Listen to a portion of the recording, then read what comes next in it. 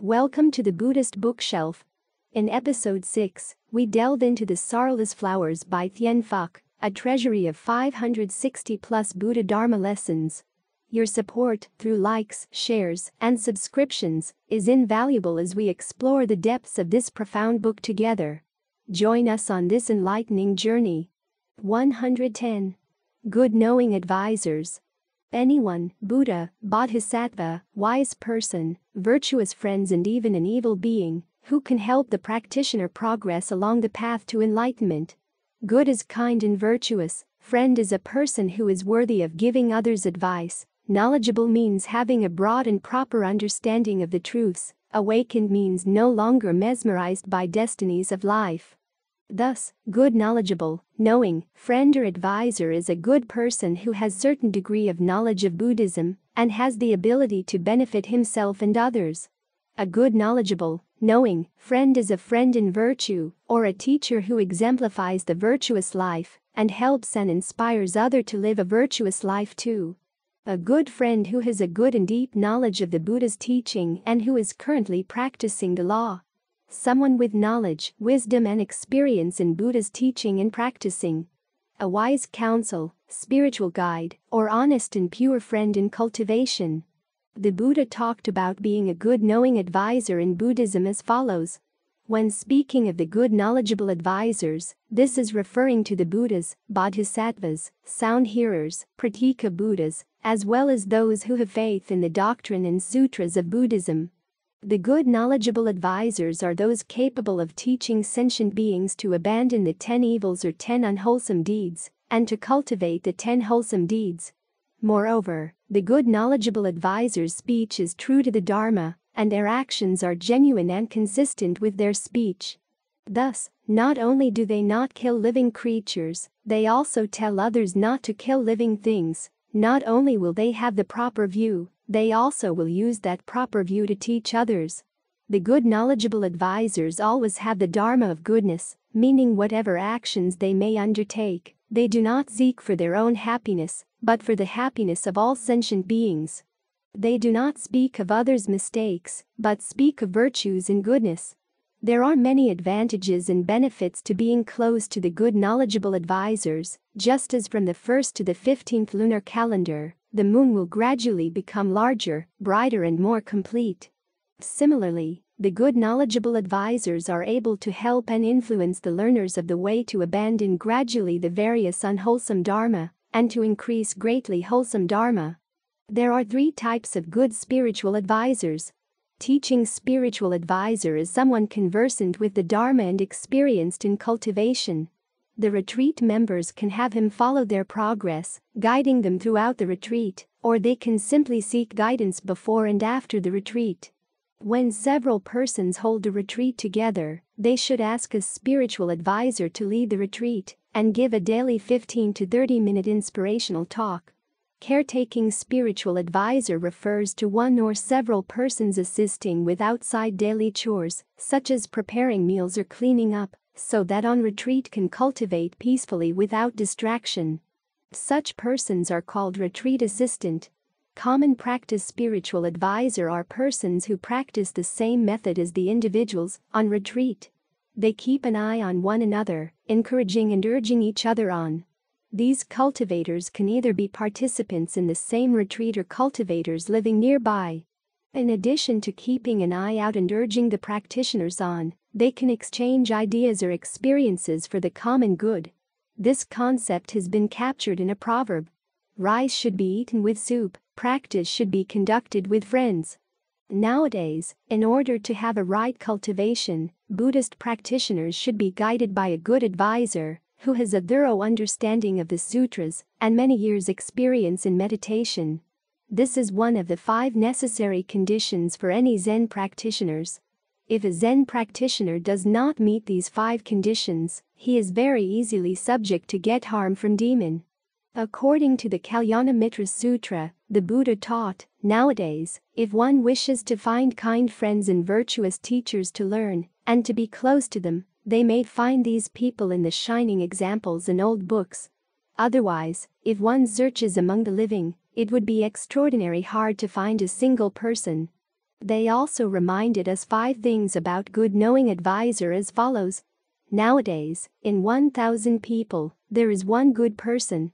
In 1,000 good people, there is one person who knows religion. In 1,000 people who know religion, there is one person who has enough faith to practice religion. In 1,000 people who practice religion, there is one person who cultivates in a genuine and honest manner. Thus, out of 4,000 people, we would find only 4 good people. Thus, the Buddha always encouraged his disciples to listen to good knowing advisors without any doubt. Once we call someone our good knowing advisors, we should truly listen to their advice. If good knowing advisors say that cultivation requires arduous effort, we should truly believe it. If we believe completely, we will surely be able to understand the mind and see the nature, return to the origin and go back to the source. Devout Buddhists should always listen to the instructions of a good knowing advisor. If he tells us to recite the Buddha's name, we should follow the instructions and recite. If he tells us not to be distracted, then we should not be distracted. This is the essential secret of cultivation that we can benefit from our good knowing advisors. The followings are the Buddha's teachings on good knowing advisors in the Dharmapada Sutra. Should you see an intelligent man who points out faults and blames what is blameworthy, you should associate with such a wise person. It should be better, not worse, for you to associate such a person. Dharmapada 76. Those who advise, teach or dissuade one from evil doing will be beloved and admired by the good, but they will be hated by the bad. Dharmapada 77. Do not associate or make friends with evil friends. Do not associate with mean men. Associate with good friends. Associate with noble men. Dharmapada 78. Those who drink the Dharma live in happiness with a pacified mind. The wise man ever rejoices in the Dharma expounded by the sages. Dharmapada 79. If you get a prudent and good companion who is pure, wise and overcoming all dangers to walk with, let nothing hold you back. Let find delight and instruction in his companion. Dharmapada 328. If you do not get a prudent and good companion who is pure, wise and overcoming all dangers to walk with, then like a king who has renounced a conquered kingdom, you should walk alone as an elephant does in the elephant forest. Dharmapada 329. It is better to live alone than to be fellowship with the ignorant, the fool. To live alone doing no evil, just like an elephant roaming in the elephant forest. Dharmapada 330. 111. Evil friends. Coarse people are always overwhelmed by anger and lacking loving kindness, that they cannot appreciate the difference between wholesome and unwholesome activities. They do not know the benefit or appropriateness of paying respect to persons worthy of respect, nor of learning about the Dharma, nor of actually cultivating. They may be hot-tempered, easily victimized by anger and aversion. Their lives may be filled with rough and distasteful activities. What is the use of making friends with such people? On the contrary, good people have a deep considerateness and loving care for other beings. The warmth and love of their hearts is manifested in actions and speech. Refined people like these carry out their relationships with other people in sweet speech, beneficial action, and sharing a common aim. They always vow to give whatever they can give to benefit other people. In the Dharmapada Sutra, the Buddha taught, if a traveler does not meet a companion who is better or at least equal, let him firmly pursue his solitary career, rather than being in fellowship with the foolish. Dharmapada 61. Those who advise, teach or dissuade one from evil doing will be beloved and admired by the good, but they will be hated by the bad. Dharmapada 77. Do not associate or make friends with evil friends. Do not associate with mean men. Associate with good friends. Associate with noble men. Dharmapada 78. He who companies with fools grieves for a long time. To be with the foolish is ever painful as with an enemy. To associate with the wise is ever happy like meeting with kinsfolk. Dharmapada 207. 112. Blessedness. Practices of blessing are various practices in cultivation for a Buddhist, such as practicing charity, distributing free sutras, building temples and stupas, keeping vegetarian diet and precepts, etc. However, the mind is not able to focus on a single individual practice, and it is difficult to achieve one-pointedness of mind. Thus, it is difficult to be reborn in the Pure Land. Sincere Buddhists should always remember that we must create our own blessings. If we cultivate blessings, we will obtain blessings. If we cultivate wisdom, we will obtain wisdom. However, to cultivate both blessings and wisdom is even better. Blessings come from ourselves. If we perform good deeds, we will have blessings. On the contrary, if we commit evil deeds, we will not have blessings. Buddhists should make demands on ourselves, not to make demands on others and seek outside appearances. Ancient virtues taught. Calamities and blessings are not fixed, we bring them upon ourselves, or sickness enters through the mouth, calamities come out of the mouth. We are beset with calamities on all sides, careless talking may very well be the cause. We may momentarily enjoy all kinds of good tasty foods such as steak, chicken, and seafood, but in the long run, these foods may cause us a lot of deadly diseases, because nowadays animal flesh contains a lot of poisons from their chemical foods that help make them grow faster to be ready for selling in the market. However, Zen practitioners should always remember that in Zen, a deed is considered to be totally pure when it is done without any thought of reward, whether worldly or divine. It is called deed of no merit. For no merit is sought, it is a deed of immeasurable merit, of infinite merit. For a deed to be great, it is not necessary that it be grandiose. What is important is the motive behind the deed and not the magnitude of the deed itself. If the motive is pure, then the deed is pure. If the motive is impure, then, no matter how big the deed is, it is still impure. Perhaps this is why, when Emperor Liang Wu-Ti asked Bodhidharma how much merit he had acquired for promoting Buddhism in large-scale way, and Bodhidharma replied no merit at all. Punya is the result of the voluntary performance of virtuous actions, also means field of merit, or field of happiness. Merit, karmic merit gained through giving alms, performing worship and religious services, reciting sutras, praying, and so on, which is said to assure a better life in the future. Accumulating merit is a major factor in the spiritual effort of a Buddhist layperson. Mahayana Buddhism teaches that accumulated merit should serve the enlightenment of all beings by being transferred to others. The commitment to transfer a part of one's accumulated merit to others is a significant aspect of the Bodhisattva vow. Perfection in this is achieved in the 8th stage of a Bodhisattva development. However, in Theravada countries, making merit is a central focus of the religious lives of laypeople, who are generally thought to be incapable of attaining the higher levels of meditative practice or nirvana. In early Buddhism, it appears that it was assumed that merit is non-transferable, but in Mahayana, the doctrine of transference of merit became widespread and is said to be one of the key virtues of a bodhisattva, who willingly gives away the karmic benefits of his or her good works for the benefit of others. All good deeds, or the blessing arising from good deeds. The karmic result of unselfish action, either mental or physical. The blessing, wealth, intelligence of human beings in celestial realms, therefore, they are temporary and subject to birth and death. Various practices for a Buddhist, such as practicing charity, distributing free sutras, building temples and stupas, keeping vegetarian diet and precepts, etc. However, the mind is not able to focus on a single individual practice, and it is difficult to achieve one-pointedness of mind.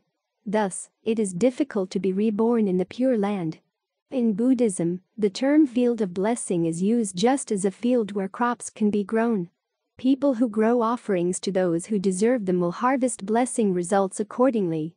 Sincere Buddhists should always cultivate the field of blessing by offerings to Buddha, his Dharma, and the Sangha.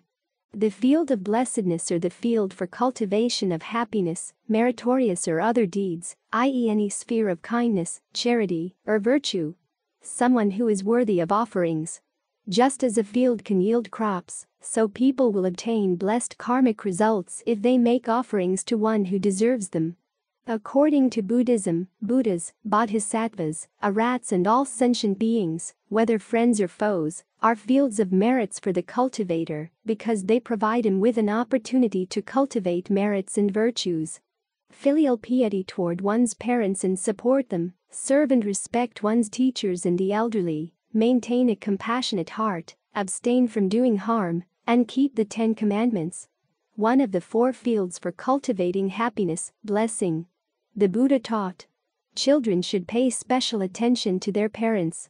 As parents age, it is inevitable that their bodies will gradually weaken and deteriorate in a variety of ways, making them increasingly susceptible to physical illnesses that can affect every organ in their system. This is natural and there is no escape. Even though children have no forceful obligation to care for their aged and sick parents, and aged parents have to depend on their children's goodwill. Zen practitioners should take good care of their parents piously, and practitioners should always remember that there is no better institution to care for the aged parents other than the family itself. Beside the filial piety toward one's parents and support them, Zen practitioners should take refuge in the Triratna, and should always serve and respect teachers and the elderly, maintain a compassionate heart, abstain from doing harm, and keep the 10 Commandments. 113. Virtues. Virtue is practicing what is good, like decreasing greed, anger and ignorance. Virtue is to improve oneself, which will help transcend birth and death, and lead to Buddhahood. In the Samyutta Nikaya Sutta, the Buddha mentioned about 11 virtues that would conduce towards the well-being of women both in this world and in the next. Merit is the good quality in us which ensures future benefits to us, material or spiritual. It is not difficult to perceive that to desire merit, to hoard, store, and accumulate merit, does, however meritorious it may be, imply a considerable degree of self-seeking.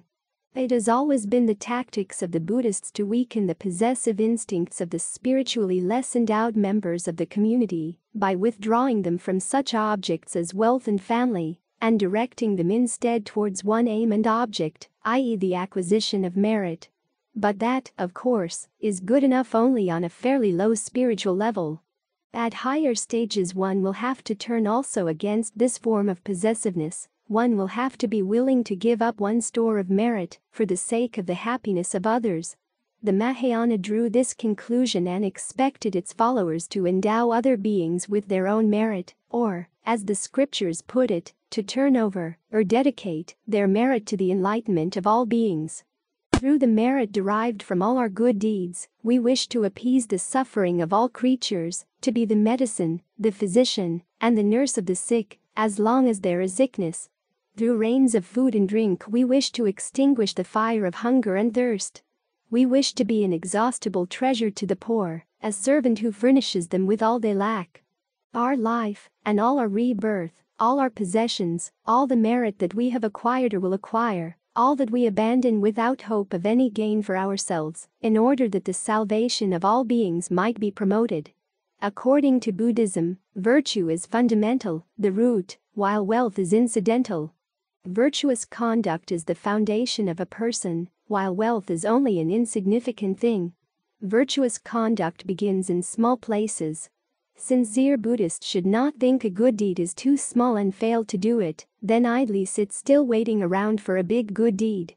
As a matter of fact, there is no such small or big good deed. A mountain is an accumulation of specks of dust. Although each speck is tiny, many specks piled up can form a big mountain.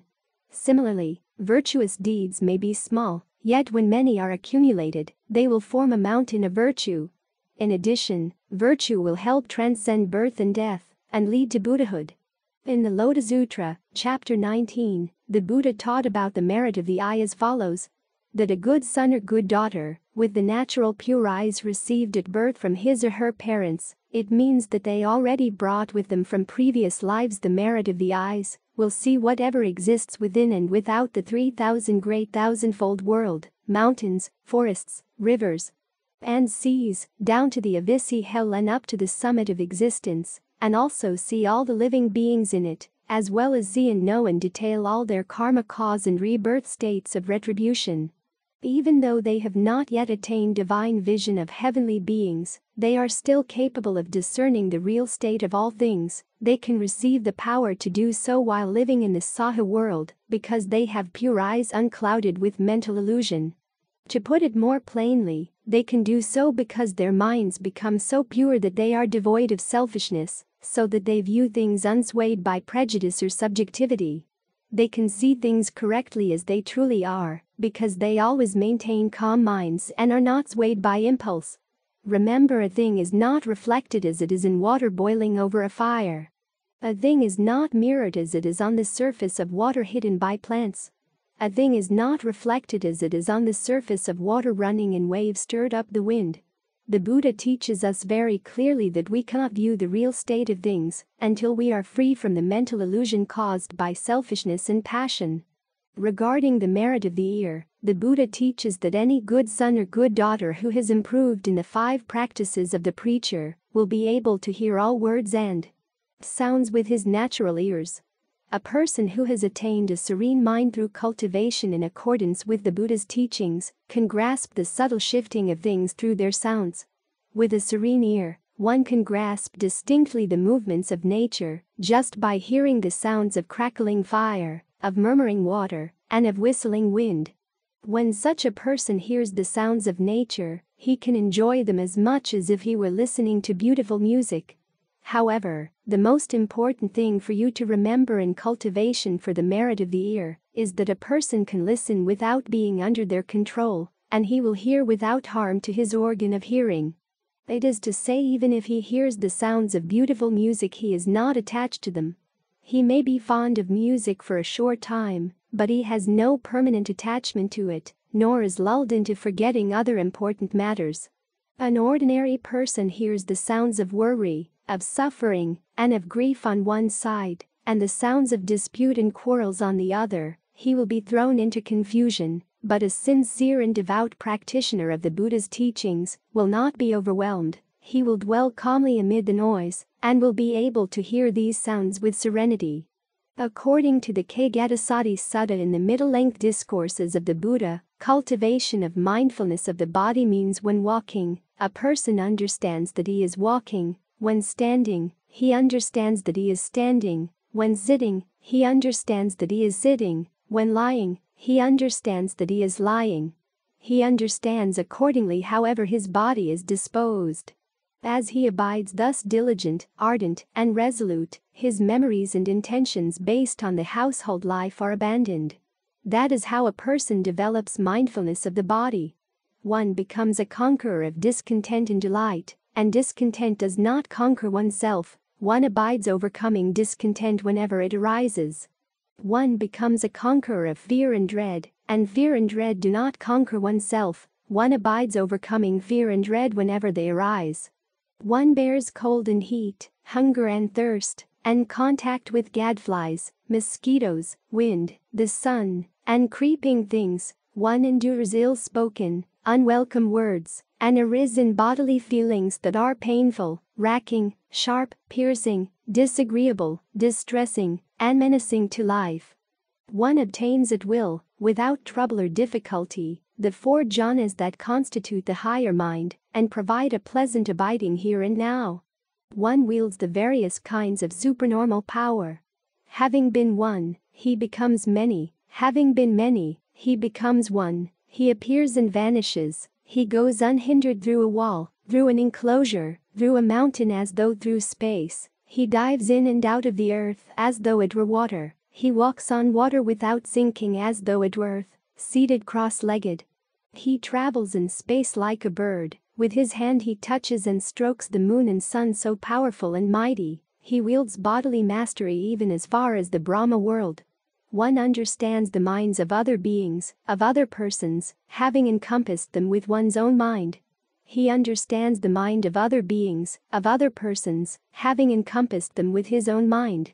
He understands a mind affected by lust as affected by lust and a mind unaffected by lust. He understands a mind affected by hate as affected by hate and a mind unaffected by hate as unaffected by hate. He understands a mind affected by delusion as affected by delusion, and a mind unaffected by delusion is unaffected by delusion. He understands a contracted mind is contracted and a distracted mind is distracted mind. He understands an exalted mind is exalted and an unexalted mind is unexalted. He understands a surpassed mind is surpassed and an unsurpassed is unsurpassed. He understands a concentrated mind is concentrated and an unconcentrated mind is unconcentrated. He understands a liberated mind is liberated and an unliberated mind is unliberated. One recollects one's manifold past lives, that is, 1 birth, 2 births, 100 births, 1,000 births, 100,000 births, many eons of world contraction, many eons of world expansion, many eons of world contraction and expansion. There I was so named, of such a clan, with such an appearance, such was my nutriment, such my experience of pleasure and pain, such my life term, and passing away from there, I reappeared elsewhere, and there too I was so named, of such an appearance, such was my nutriment, such my experience of pleasure and pain, such my life term, and passing away from there, I reappeared here. Thus with their aspects and particulars one recollects one's manifold past lives. With the divine eye, which is purified and surpasses the human, one sees beings passing away and reappearing, inferior and superior, fair and ugly, fortunate and unfortunate, and one understands how beings pass on according to their actions. By realizing for oneself with direct knowledge, one here and now enters upon and abides in the deliverance of mind and deliverance by wisdom that are taintless with the destruction of the taints. King Liang Wu Ti asked Bodhidharma, "All my life I have built temples, given sanction to the Sangha, practiced giving, and arranged vegetarian feasts. What merit and virtue have I gained?" Bodhidharma said, "There was actually no merit and virtue. Zen practitioners should always remember that whatever is in the stream of births and deaths, even conditioned merits and virtues lead to rebirth within samsara. We have been swimming in the stream of outflows for so many eons, now if we wish to get out of it, we have no choice but swimming against that stream.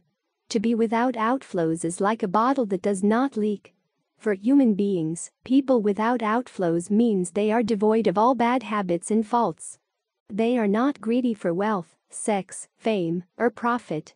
However, sincere Buddhists should not misunderstand the differences between greed and necessities. Remember, eating, drinking, sleeping, and resting, etc. will become outflows only if we overindulge in them. Sincere Buddhists should only eat, drink, sleep, and rest moderately, so that we can maintain our health for cultivation. That's enough. On the other hand, when we eat too much, or we try to select only delicious dishes for our meal, then we will have an outflow. In the Dharma Jewel Platform Sutra, the 6th patriarch emphasized that all acts from King Liang Wu Ti actually had no merit and virtue. Emperor Wu of Liang's mind was wrong, he did not know the right Dharma.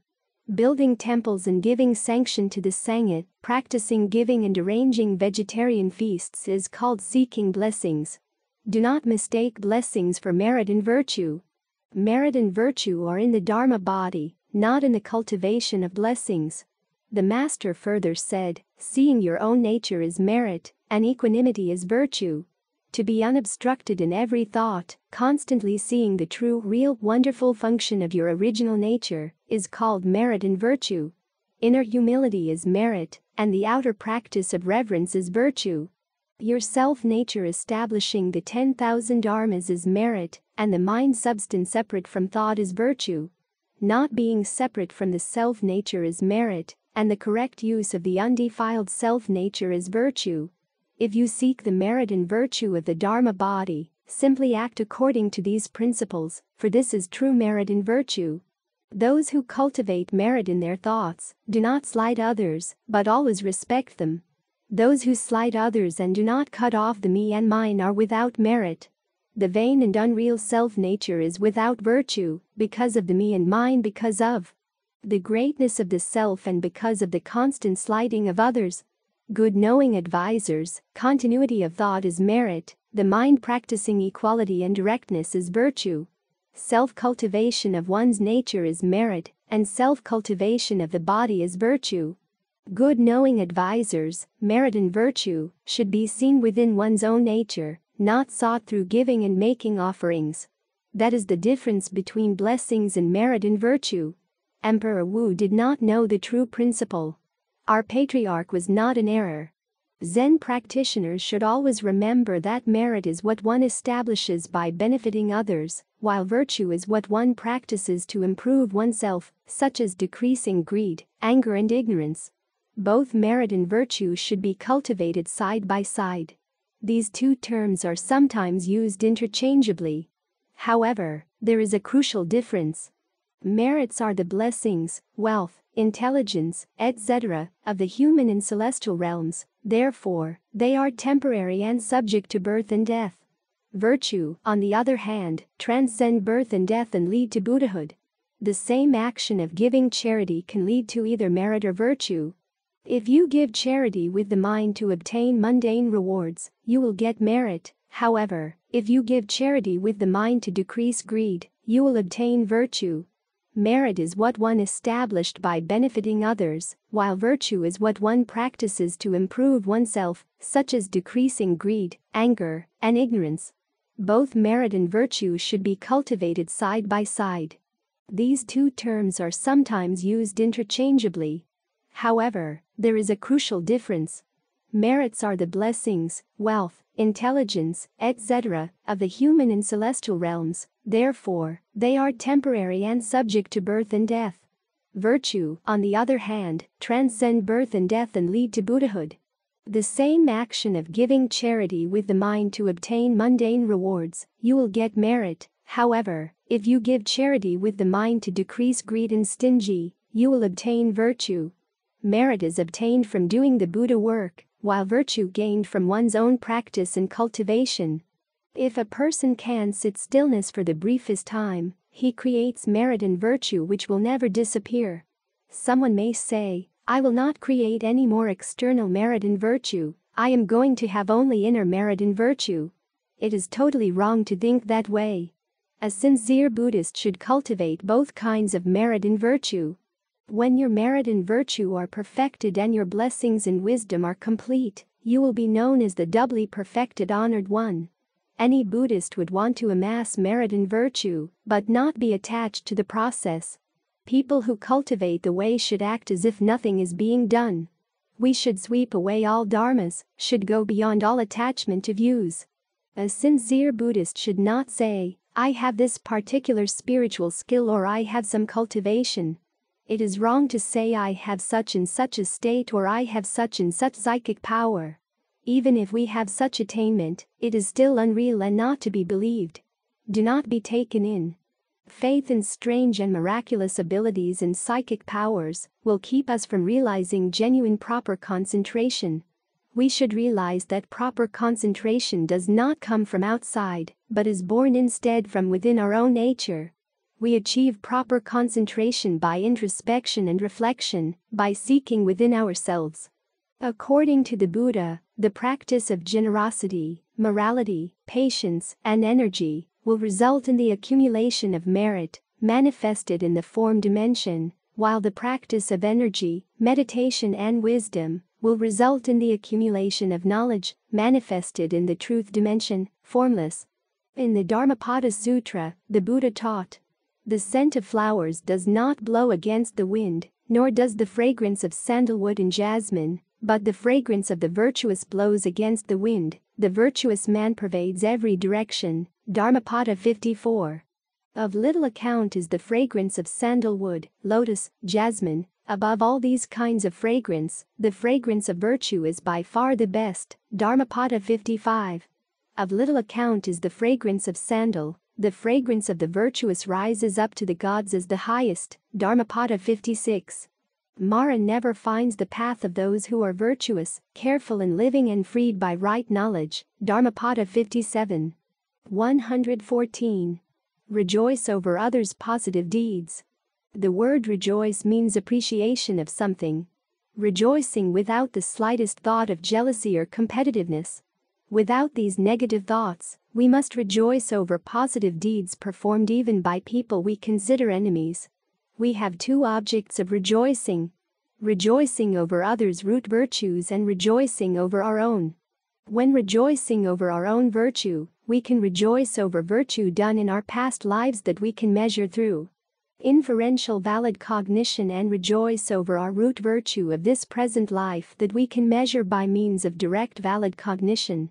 It is not difficult to apply inferential valid cognition to rejoice over our past lives.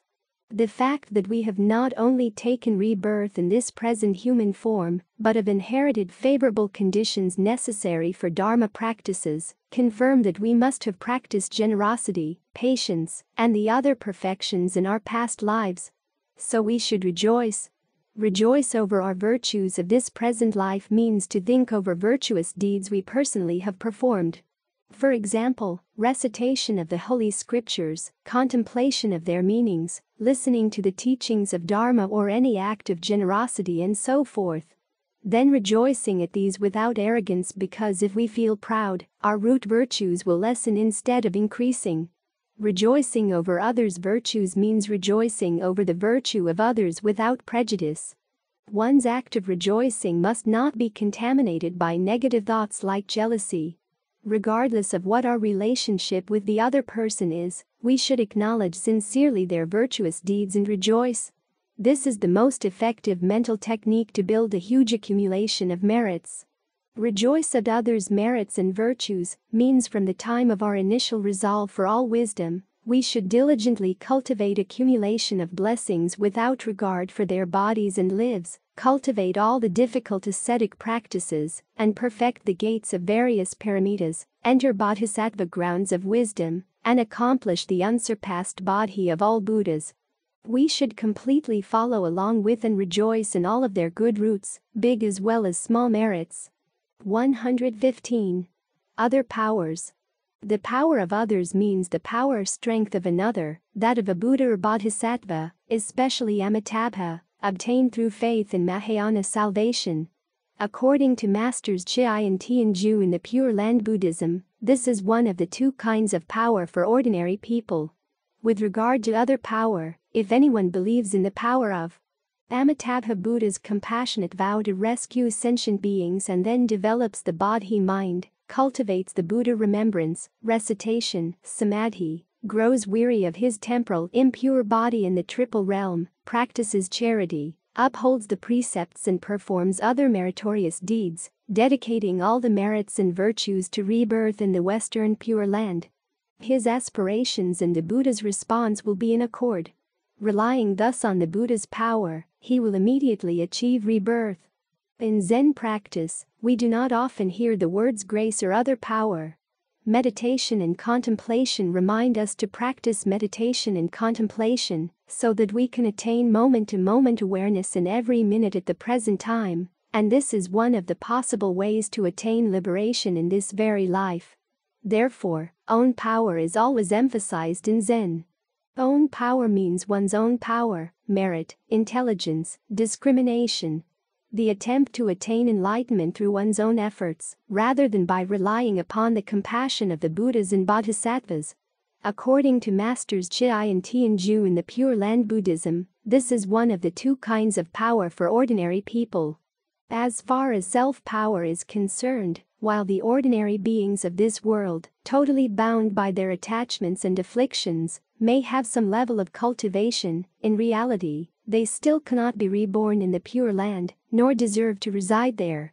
The Peace and Bliss collection states, those who first develop the bodhi mind, starting from the level of completely fettered ordinary people ignorant of the three treasures and the law of cause and effect, should base themselves initially on faith. Next, when they have embarked upon the bodhi path, the precepts should serve as their foundation. If these ordinary people accept the bodhisattva precepts and continue to uphold them unfailingly and without interruption for 3 kalpas, they will reach the first abode of bodhisattvahood. If they pursue their cultivation in this manner through the 10 paramitas as well as countless vows and practices, one after another without interruption, at the end of 10,000 kalpas, they will reach the 6th abode of bodhisattvahood. Should they continue still further, they will reach the 7th abode or non-retrogression. They will then have entered the stage of the seat of Buddhahood, i.e., They are assured of eventual Buddhahood. However, even then, they still cannot achieve rebirth in the Pure Land. In our cultivation, we nourish certain qualities that support and propel us forward in emancipation. These are 10 qualities that Pali language calls parami or Vietnamese Chinese calls ba la mat. These are giving, morality, renunciation, wisdom, energy, patience, truthfulness, resolve, loving kindness, and equanimity. According to the Sanskrit language, paramita means crossing over. 10 paramitas mean the 6 things that ferry one beyond the sea of mortality to nirvana. 10 stages of spiritual perfection followed by the bodhisattva in his progress to Buddhahood.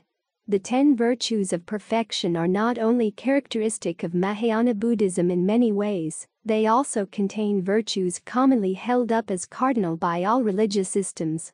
They consist of the practice and highest possible although all paramitas have the great influence in our cultivation, and this influence seems like the sense of grace or other power, paramitas do not come from some being outside ourselves, rather, they come from our own gradually accumulated purity. In many lives, Zen practitioners should always remember that it is our inner development, not any external agent, brings us wholesome results in grace. Thus, Zen practitioners should always develop and strengthen all paramitas within ourselves, and surely peaceful fruits are waiting for us without any exception. Zen practitioners should always remember that once paramitas have been developed through our cultivation, and they have been developing over lifetimes, we will surely experience an emergence of the essence of Dharma, and the road to emancipation is not far away anymore.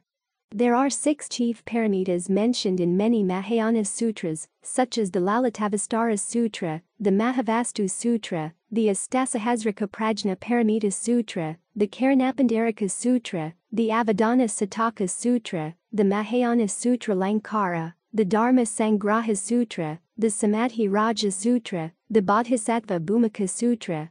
They are Dana Paramita, giving paramita or generosity or charity, Sila Paramita, holding precepts paramita or morality or discipline, Kshanti Paramita, patience paramita or forbearance, Virya Paramita, vigor paramita or energy or exertion, Dhyana Paramita, meditation paramita or contemplation, Prajna Paramita, wisdom paramita or prajna wisdom, Pranadana Paramita, vow paramita or vow for bodhicitta, Bala Paramita, power paramita or strength or manifestations of the 10 powers, Upaya Paramita, expedient paramita or right methods or means, Jnana Paramita, knowledge paramita or knowledge of the true definition of all dharmas. 116. Not being unclear about cause and effect. Not falling subject to cause and effect. According to Buddhism, deluded people casually make mistakes for not knowing the seriousness of cause and effect. They even deny the law of cause and effect. On the contrary, Zen practitioners should have a clear understanding of the law of cause and effect, so they dare not make mistakes in cause and effect. They always consider carefully before doing anything. The sage cultivate in order to understand the process of cause and effect. Ordinary people continue to create causes and undergo effects.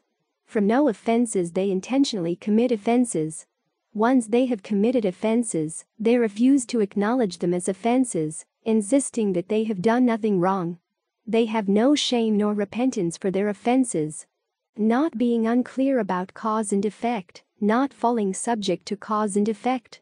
Patriarch Pai Chang Hui Hai, an awakened Zen practitioner, was on a throne speaking the Dharma. After the Dharma session ended, everyone departed except for an elderly man with white hair and beard.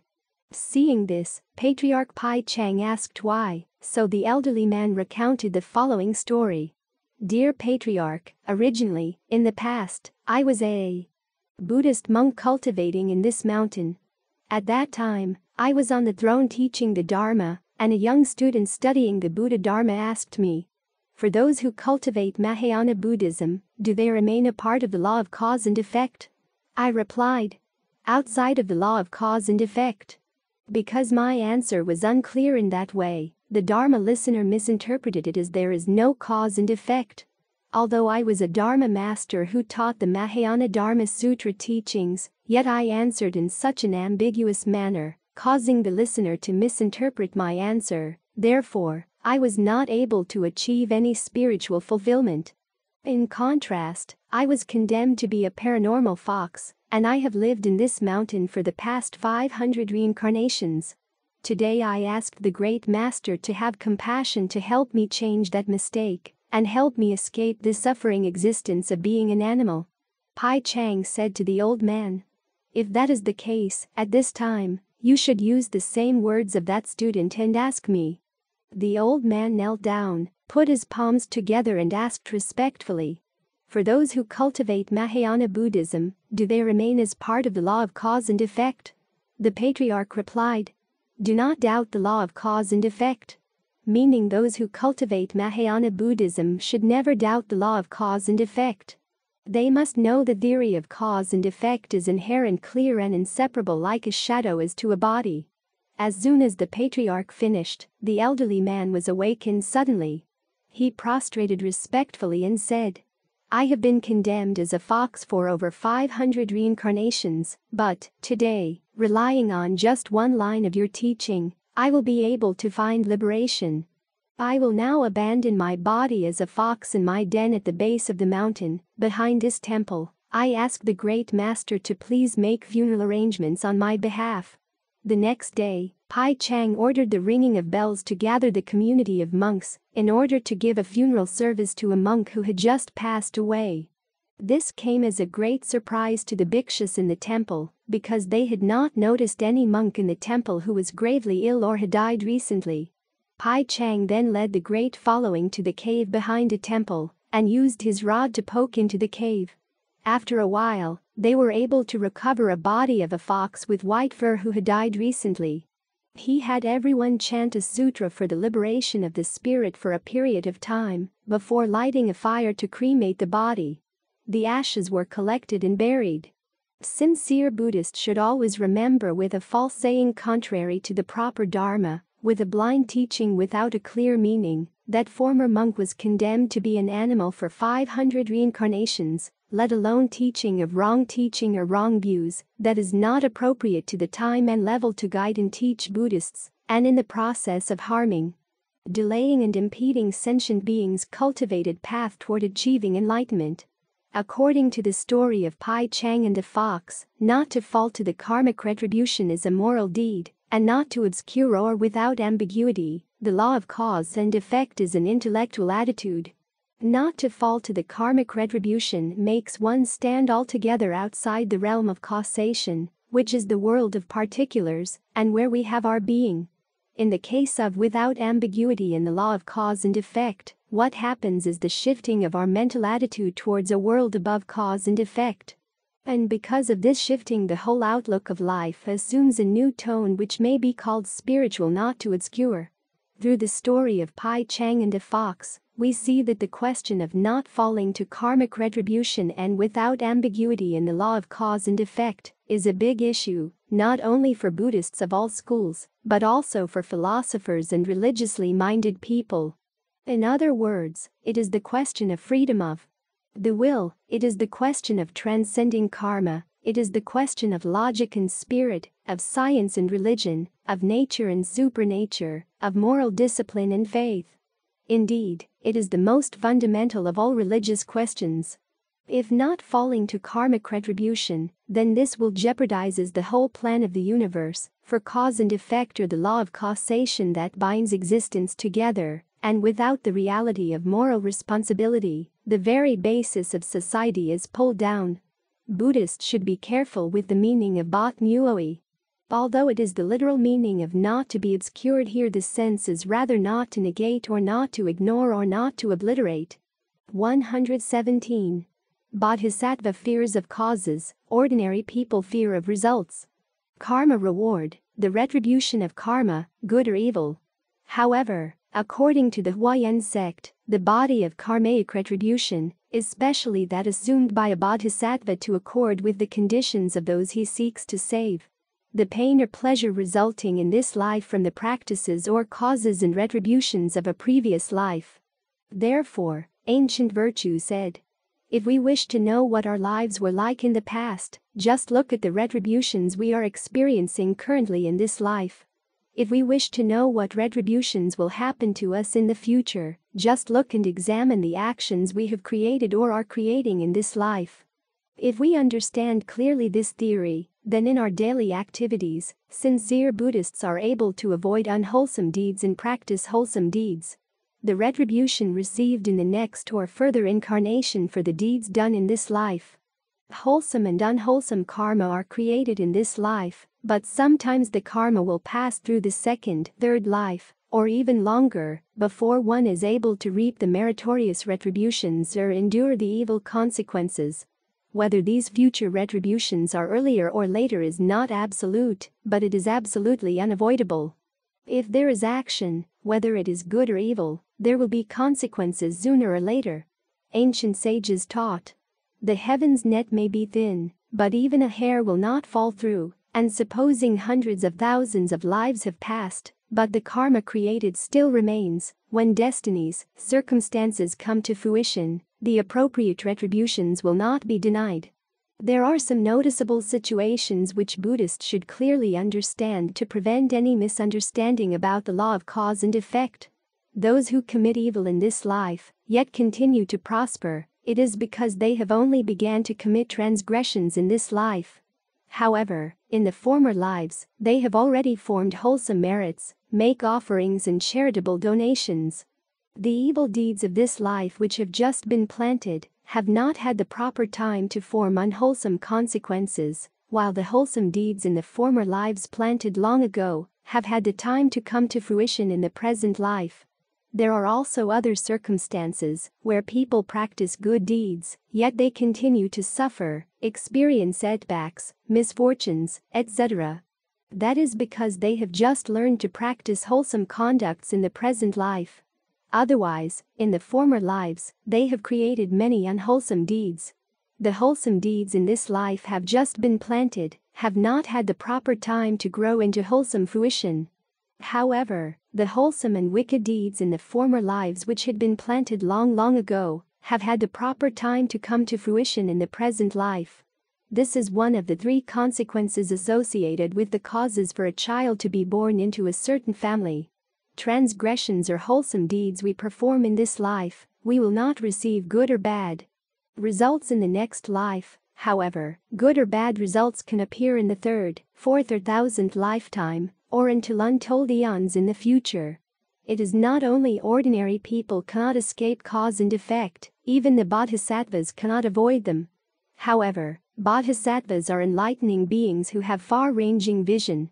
They know bad causes will surely end up in bad results. Thus, bodhisattvas are afraid of bad consequences in the future. Not only they avoid planting evil causes or evil karma in the present, but they also diligently cultivate to gradually diminish their karmic obstructions, at the same time to accumulate their virtues and merits, and ultimately to attain Buddhahood. However, sentient beings complete constantly to gather evil causes, therefore, they must suffer evil effect. When ending the effect of their actions, they are not remorseful or willing to repent. Not only do they blame heaven and other people, but they continue to create more evil karma in opposition and retaliation. Therefore, enemies and vengeance will continue to exist forever in this vicious cycle. Zen practitioners should always remember that by planting more good causes, we will surely reap good consequences in the future. In the contrary, if we only see the present and engage in immoral practices by not planting good roots and accumulating merits and virtues, we will surely bear bad consequences, without any exception. 118. The Raft of the Four Noble Truths. A person who is cultivating mindfulness is similar to a man who is escaping from a group of bandits, come to a vast stretch of water that is in his way. He knows that this side of the shore is dangerous and the other side is safe. However, there is no boat going to the other shore, nor is there any bridge for crossing over. So he quickly gathers wood, branches and leaves to make a raft, and with the help of the raft, he crosses over safely to the other shore. The Noble Eightfold Path taught by the Buddha is like the raft. It would take us from the suffering of this shore to the other shore of no suffering. In Mahayana Buddhism, the teaching is likened to raft. When the goal, the other shore, is reached, then the raft is left behind. The form of teaching is not final dogma but an expedient method. According to the discourse on the water snake's parable, the Buddha taught, "My teaching is like a raft for crossing over, not for carrying." In Buddhism, Dharma refers to all the methods of cultivation taught by the Buddha which lead to ultimate enlightenment. They are means that lead to an end, not an end themselves. The Buddha's teaching is likened to a raft for going the other shore. All of us depend on the raft of Dharma to cross the river of birth and death. We strive with our hands, feet, and wisdom to reach the other shore. When the goal, the other shore, is reached, then the raft is left behind. The form of teaching is not final dogma but an expedient method. According to the discourse on the water snake's parable, the Buddha taught, "My teaching is like a raft for crossing over, not for carrying." Also according to the middle-length saying, the Buddha taught, "The Dharma that I teach is like a raft." Even Dharma should be relinquished, how much the more that which is not Dharma. The raft of Dharma is for crossing over, not for retaining. In a famous passage in the Majjhima Nikaya of the Pali Canon, the Buddha likens his teaching to a raft. Suppose, he says, a traveler sees a great expanse of water. The shore he stands on is dangerous and frightening, while the opposite shore offers safety, peace and tranquility. There is neither a bridge to cross nor a ferry to carry him over, so he built a raft. Once on the other shore, what should he do? Drag the raft that had been useful to him and turn it into an impediment, or let go of it now that he is safely across the water? The raft, the Buddha observes, is for crossing with, not clinging to, and the same is true of his teaching. It is neither an intellectual endeavor nor a creed, but merely something to be brought into being and cultivated. The Buddha's teaching is most succinctly expressed in the Four Noble Truths, one of the most universally accepted formulations of Buddhism. These truths proclaim dukkha and its cessation, and reflect the content of the Buddha's enlightenment. According to tradition, he expounded them in his first sermon delivered to his 5 former companions at the deer park near Sarnath. This sermon is called the setting in motion of the wheel of Dharma, and constitutes one of the most basic teaching of Buddhism. The first noble truth is the truth of dukkha. The Buddha said that everything is dukkha. Birth, aging, sickness, death, parting, unfulfilled desires, decay, the state of all phenomena constantly changing, any experience, whether pleasurable or painful, is dukkha. Dukkha is the condition of universal impermanence which affects everything. Even the I or self has no enduring quality, because in reality it is merely an error arising from false conceptualization. This doctrine of no self is one of 3 characteristics of all conditioned existence, together with dukkha and impermanence. The second noble truth, the truth of the origin of dukkha, explains that dukkha arises from craving, literally thirst, Pali, Trishna. Craving for sensual pleasure, for having more or for having less, for existence or for self-annihilation. Such craving or greed is part of a cycle that is described as a 12-link chain of dependent origination. It arises from feeling, which in turn arises from sense contact, which arises from the 6 senses, which arise from mind and form, which arise from consciousness, which arises from formations, which arise from ignorance, which arises from suffering, which arises from birth, which arises from becoming, which arises from grasping, which arises from craving, and thus round and round again. One of the most celebrated principles of Buddhism, dependent origination, underlies karma, causality, change and free will, and the way in which all conditioned phenomena exist. It is usually described as beginning with ignorance or confusion. The third truth is the noble truth of the cessation of dukkha. This truth asserts that there is an end to dukkha. Supreme and final liberation is the blowing out of the fires of greed, hatred and delusion that occurs when the cause of dukkha is removed. When dependent origination is fully understood and its consequences drawn out, when the chain is broken and the craving that leads to endless births and deaths is abandoned, complete and final cessation of dukkha is achieved. The Buddha called the third noble truth the cessation. This is not identical to nirvana. Nirvana is not an effect produced by a cause. If it were, it would arise dependently, and if it arose dependently, it would not be able to offer a means of escape from the clutches of karma and rebirth. The fourth noble truth, the truth of the Eightfold Noble Path, identifies the factors leading to the cessation of dukkha.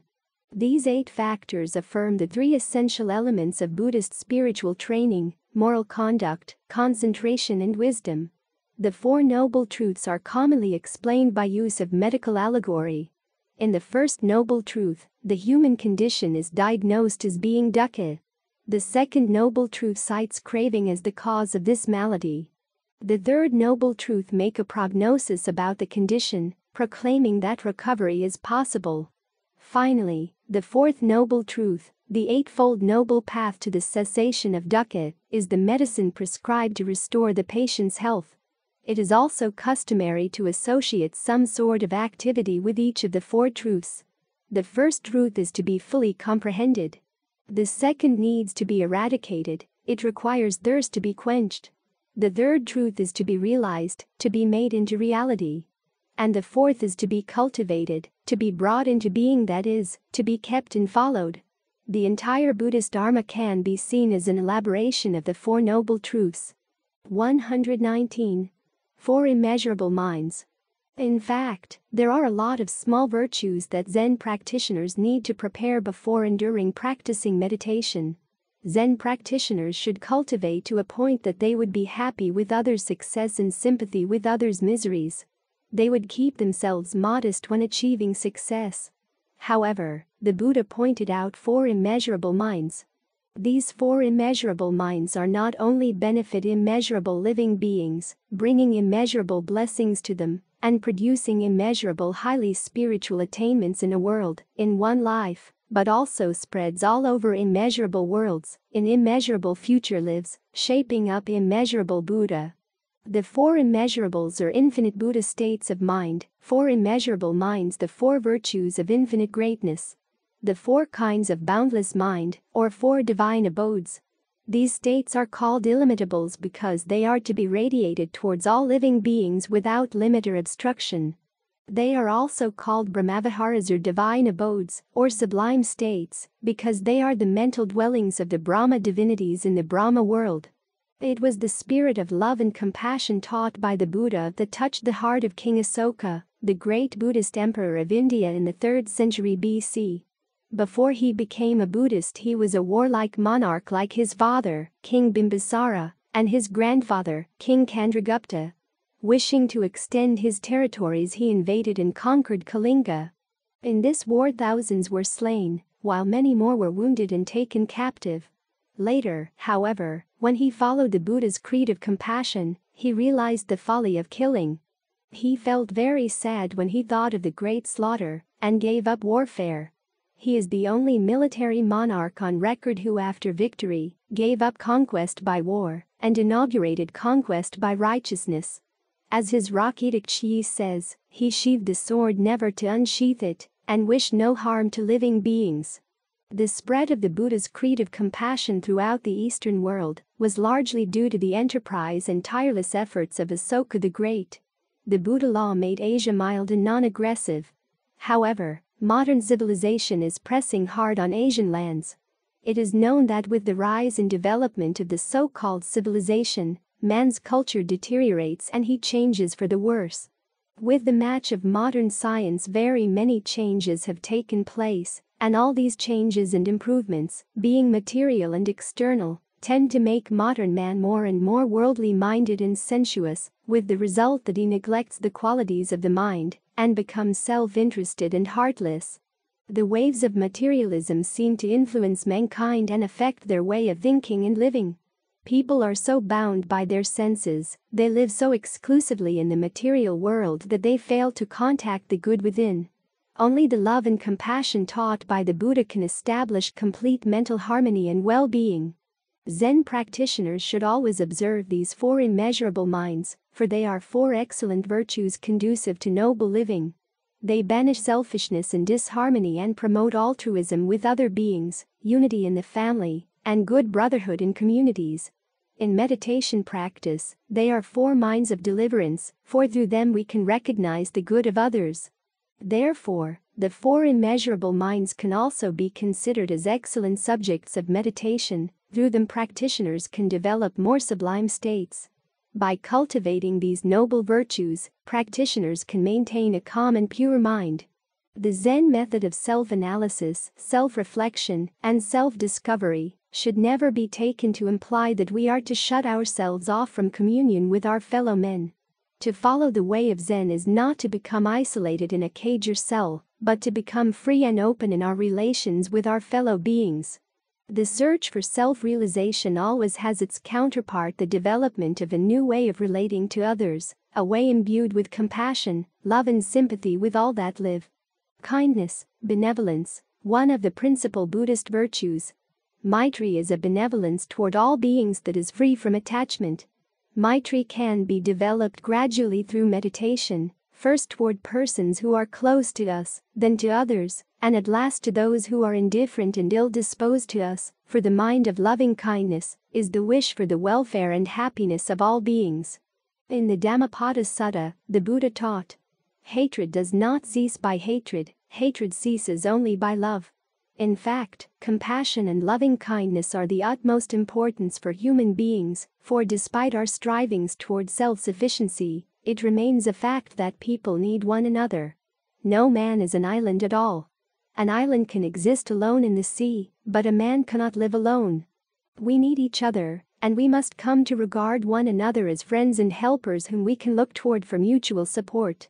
All men, as the doctrine of rebirth implies, are really brothers to each other, literally members of the big family, for in the repeated round of rebirth, there is not one man or woman who has not at some time in the past been our father or mother, our sister or brother. Therefore we must learn to love each other, to respect each other, to protect each other, and to give to the other what we would have for ourselves. To practice Zen is to train ourselves to eliminate hatred, anger, and selfishness, and to develop loving kindness toward all. We have our physical bodies and our own lives, but still we can live in harmony with each other and help each other to the best of our ability. In Buddhism, loving kindness is the greatest love toward all sentient beings. Immeasurable loving kindness is the greatest love dedicated to all sentient beings, together with the desire to bring them joy and happiness. Zen practitioners should be on permanent guard against the so-called carnal love disguised as loving kindness. It is only one of the human joys. Human joy is totally impermanent. It is governed by misery, that is, when our passions such as greed, anger, and ignorance are satisfied, we feel pleased, but when they are not satisfied, we feel sad. To have a permanent joy, we must first sever all sufferings. Loving kindness generally goes together with pity, whose role is to help the subject sever his sufferings, while the role of loving kindness is to save sentient beings from sufferings and to bring them joy. However, loving kindness is not an inborn characteristic. If we really want to develop our loving kindness, we have to devote more time to practice. Sitting in meditation alone cannot bring us the so-called loving kindness. In order to achieve the loving kindness, we must put loving kindness in actions in our daily life. In our daily activities, we must develop empathy and closeness to others by reflecting on their sufferings. For example, when we know someone's suffering, we should try our best to console them by kind words, or to help them with our worldly possessions if needed. To respond to immeasurable human sufferings, we should have immeasurable loving kindness. To accomplish the heart of immeasurable loving kindness, Zen practitioners have developed their immeasurable loving kindness by using all means to save mankind. They act so according to 2 factors, specific case and specific time. Specific case, like the physician who gives a prescription according to the specific disease, the Bodhisattva shows us how to put an end to our sufferings. Specific time means the teachings must always be relevant to the era, period and situation of the sufferers and their needs. The contemplation of the Mind Sutra teaches that we must avoid 4 opportune cases. What we say is not at the right place, what we say is not in the right time, what we say is not relevant to the spiritual level of the subject. And what we say is not the right Buddhist Dharma. Meditation on the loving kindness is cultivating to attain a mind that bestows joy or happiness. Immeasurable love, a mind of great kindness, or infinite loving kindness. Boundless kindness, tenderness, or bestowing of joy or happiness. Here, a Zen practitioner, with a heart filled with loving kindness. Thus he stays, spreading the thought of loving kindness above, below, and across, everywhere, always with a heart filled with loving kindness, abundant, magnified, unbounded, without hatred or ill will. The loving kindness is also the wish for the welfare and happiness of all living beings. It helps to eliminate ill will. The powers of loving kindness is the temporal happiness and the energy for meditation practices. Love has the power of bestowing temporal happiness upon us in this lifetime. Without love, people in this world will encounter a lot of problems: anger, hatred, jealousy, envy, arrogance, etc. A Buddhist should develop love for all sentient beings, and to cherish others more than oneself. Love should be given equally to everyone, including relatives or strangers, friends or foes, given without any conditions, without self-interests or attachment. Immeasurable compassion means sympathy, or pity, compassion, for another in distress and desire to help him or to deliver others from suffering out of pity. The compassion is selfless, non-egoistic, and based on the principle of universal equality. Karuna means pity or compassion. In Pali and Sanskrit, karuna is defined as the quality which makes the heart of the good man tremble and quiver at the distress of others. The quality that rouses tender feelings in the good man at the sight of others suffering. Cruelty, violence is the direct enemy of karuna. Though the latter may appear in the guise of a friend, it is not true karuna, but falsely sympathy. Such sympathy is deceitful, and one must try to distinguish true from false compassion. The compassionate man who refrains from harming and oppressing others and endeavors to relieve them of their distress, gives the gift of security to one and all, making no distinction whatsoever. To be kind does not mean to be passive. Karuna in Buddhism means compassionate, and compassionate does not mean to allow others to walk all over you, to allow yourself to be destroyed. We must be kind to everybody, but we have to protect ourselves and protect others. If we need to lock someone up because he is dangerous, then we have to do that. But we have to do it with compassion. Our motivation is to prevent that person from continuing his course of destruction and from feeding his anger. For Zen practitioners, compassion can help refraining from pride and selfishness. Immeasurable compassion, a mind of great pity, or infinite compassion. Boundless pity, to save from suffering. Here a Zen practitioner, with a heart filled with compassion. Thus he stays, spreading the thought of compassion, above, below, across, everywhere, always with a heart filled with compassion, abundant, magnified, unbounded, without hatred or ill will. Compassion also makes the heart quiver when others are subject to suffering. It is the wish to remove the suffering of others, and it is opposed to cruelty. Once we have fully developed compassion, our mind will be full with altruistic thoughts, and we automatically pledge to devote ourselves to freeing others from this suffering. In addition, compassion also enables us to refrain from pride and selfishness. Compassion means wishing others be freed from problems and pain that they have undergone or are undergoing. Compassion is different from pity and other condescending attitudes. Compassion recognizes ourselves and others as equal in terms of wanting happiness and wanting to be free from misery, and enables us to help them with as much ease as we now help ourselves. Active compassion, one of the most important and the outstanding quality of all Buddhas and Bodhisattvas, it is also the motivation behind their pursuit of awakening.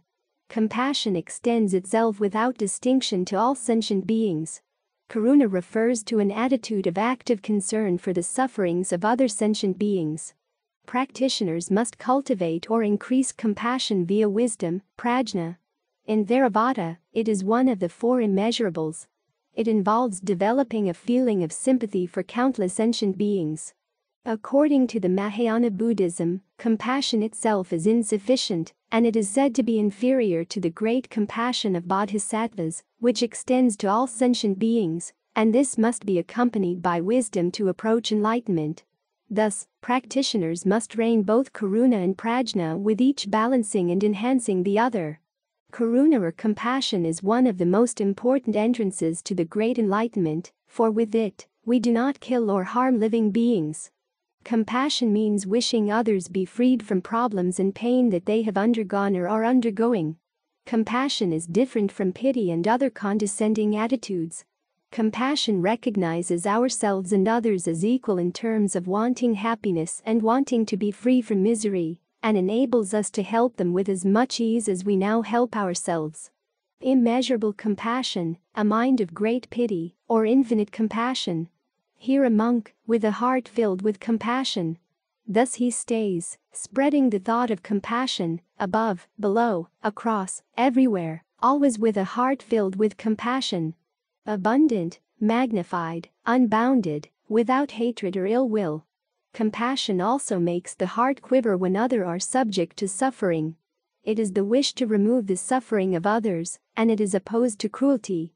Bodhisattva's compassion is inconceivable. Bodhisattvas are enlightenment beings, Buddhas to be, however, they vow to continue stay in this world for a long period of time. Why? For the good of others, because they want to become capable of pulling others out of this great flood of sufferings and afflictions. But what personal benefit do they find in the benefit of others? To bodhisattvas, the benefit of others is their own benefit, because they desire it that way. However, in saying so, who could believe that? It is true that some people devoid of pity and think only of themselves find it hard to believe in the altruism of the bodhisattvas. But compassionate people do so easily. Do we not see that certain people, confirmed in the absence of pity, find pleasure in the suffering of others, even when it is not useful to them? And we must admit that the bodhisattvas, confirmed in pity, find pleasure in doing good to others without any egoistic preoccupation. Do we not see that certain, ignorant of the true nature of the conditioned dharmas which constitute their so-called self, attach themselves to these dharmas? As a result, they suffer pains and afflictions because of this attachment. While we must admit that the bodhisattvas, detached themselves from the conditioned dharmas, no longer consider these dharmas as I or mine, growing in pitying solicitude for others, and are ready to suffer pains for this solitude. Compassion is surely not a flabby state of mind. It is a strong, enduring thing. When a person is in distress, it is truly compassionate man's heart that trembles. This, however, is not sadness, it is this quacking of the heart that spurs him to action and incites him to rescue the distressed. And this needs strength of mind, much tolerance and equanimity. So, it is totally wrong to come to a hurried conclusion that compassion to be an expression of feebleness, because it has the quality of tenderness.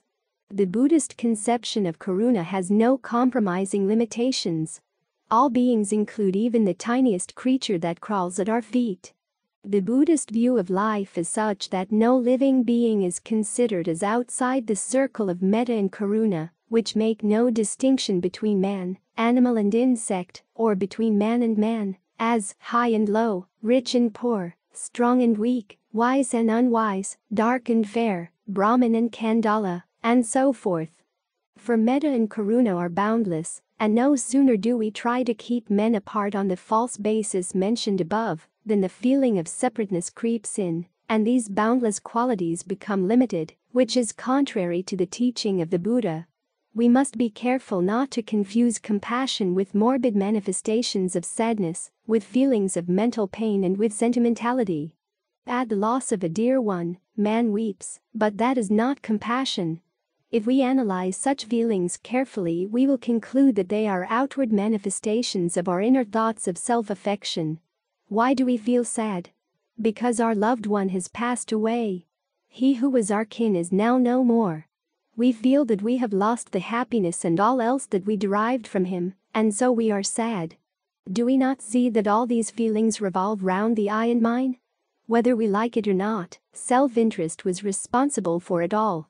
Can we call this karuna, pity or compassion? Why do we not feel equally sad when others who are not our kin pass away before our eyes? Because we were not familiar with them, they were not ours, we have not lost anything, and are not denied the pleasures and comforts we already enjoy. According to most Venerable Thich Nhat Hanh, anger, understanding, and compassion are very powerful sources of energy. They are the opposite of stupidity and passivity. If you think that compassion is passive, weak, or cowardly, then you don't know what real understanding or compassion is. If you think that compassionate people do not resist and challenge injustice, you are wrong. They are warriors, heroes, and heroines who have gained many victories. When you act with compassion, with non-violence, when you act on the basis of non-duality, you have to be very strong. You no longer act out of anger, you do not punish or blame. Compassion grows constantly inside of you, and you can succeed in your fight against injustice. Being compassionate doesn't mean suffering unnecessarily or losing your common sense. Suppose you are leading a group of people doing walking meditation, moving slowly and beautifully. The walking meditation generates a lot of energy, it embraces everyone with calm, solidity, and peace. But suddenly it begins to rain. Would you continue to walk slowly, letting yourself and everyone else get soaked? That's not intelligent. If you are a good leader of the walking meditation, you will break into a jogging meditation. You still maintain the joy of the walking meditation. You can laugh and smile, and thus you prove that the practice is not stupid. You can also be mindful while running and avoid getting soaked. We have to practice in an intelligent way.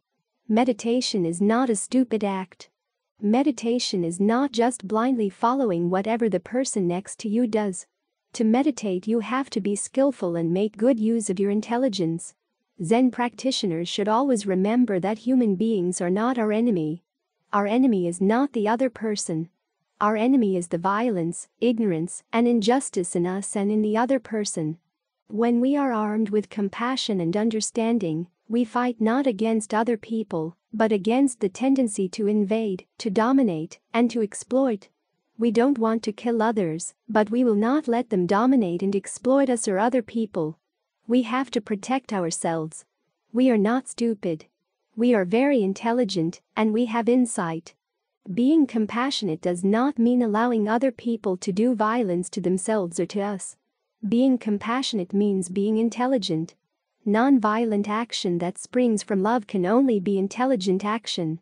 When we talk about compassion, altruism, and about others' well-being, we should not misunderstand that this means totally rejecting our own self-interest. Compassion and altruism is a result of a very strong state of mind, so strong that that person is capable of challenging the self-cherishing that loves only the self generation after generation. Compassion and altruism are working for the sake of others, is one of the most important entrances to the great enlightenment, for with it, we do not blame others. Immeasurable joy, a mind of great joy, or infinite joy. Boundless joy, gladness, on seeing others rescued from suffering. Here a cultivator, with a heart filled with sympathetic joy. Thus he stays, spreading the thought of sympathetic joy above, below, across, everywhere, always with a heart filled with sympathetic joy, abundant, magnified, unbounded, without hatred or ill will. Appreciative joy is the quality of rejoicing at the success and prosperity of others. It is the congratulatory attitude, and helps to eliminate envy and discontent over the success of others. Immeasurable inner joy also means to rejoice in all good, to rejoice in the welfare of others, or to do that which one enjoys, or to follow one's inclination. This is the fifth of the 10 conducts and vows of Samantabhadra Bodhisattva. Rejoice at others' merits and virtues means from the time of our initial resolve for all wisdom, we should diligently cultivate accumulation of blessings without regard for their bodies and lives, cultivate all the difficult ascetic practices, and perfect the gates of various paramitas. Enter Bodhisattva grounds of wisdom and accomplish the unsurpassed Bodhi of all Buddhas. We should completely follow along with and rejoice in all of their good roots, big as well as small merits. Through meditation and study of the vicissitudes of life, practitioners can cultivate this sublime virtue of appreciating others' happiness, welfare, and progress. As a matter of fact, when we can rejoice with the joy of others, our minds get purified, serene, and noble. One of the chief Buddhist virtues, that of renunciation, leading to a state of indifference without pleasure or pain, or independence of both. It is defined as the mind in equilibrium, i.e., above the distinction of things or persons, of self or others, indifferent, having abandoned the world and all things, and having no affections or desires. Upekkha is one of the 7 Bhujangas. The Buddha taught, if one wishes to penetrate into the profound realm of liberation of the Mahabodhisattvas, Buddhists must first be able to let go of all of the 5 desires of ordinary people. According to the Vimalakirti Sutra, when Manjusri Bodhisattva called on to inquire after Upasaka Vimalakirti's health, Manjusri asked Vimalakirti about Upekkha. Manjusri asked Vimalakirti, what should be relinquished, Upekkha of a bodhisattva?